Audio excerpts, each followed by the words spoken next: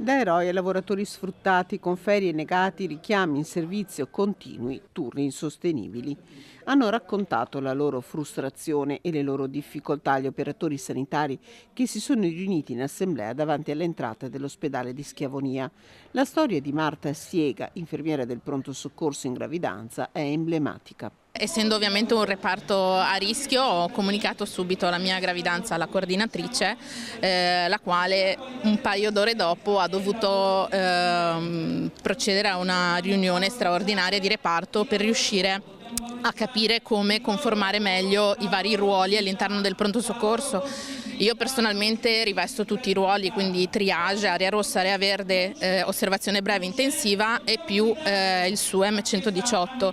Ovviamente la mancanza di anche solo una singola figura così, con il numero ridotto di personale che abbiamo in questo momento, fa la differenza. A fianco dei lavoratori la FP-CISL, che nell'ULSS 6 rappresenta oltre la metà dei dipendenti e che ha scelto di partire dall'ex Covid Hospital perché è l'emblema, secondo il sindacato, di come siano state disattese le promesse dell'ospedale unico della Bassa Padovana. Non tanto la struttura di per sé quanto la visione miope sostanzialmente legata al rispetto dei tetti di spesa a livello regionale.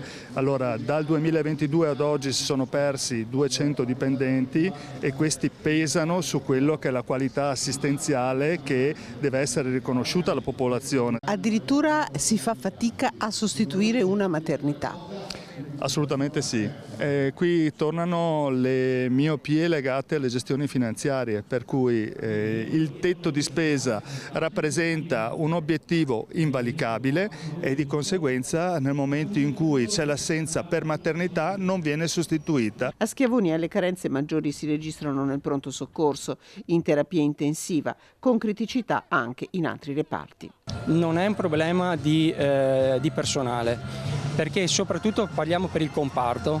Vorrei ricordare, visto che in questi giorni è uscito il concorso degli infermieri, dove l'azienda ULSS ha messo solo, tra virgolette, 10 posti a disposizione, ma ne ha messi 10 perché noi abbiamo una graduatoria ferma. Quindi questa per noi sarebbe la seconda graduatoria. Quindi il personale c'è, bisogna assumerlo.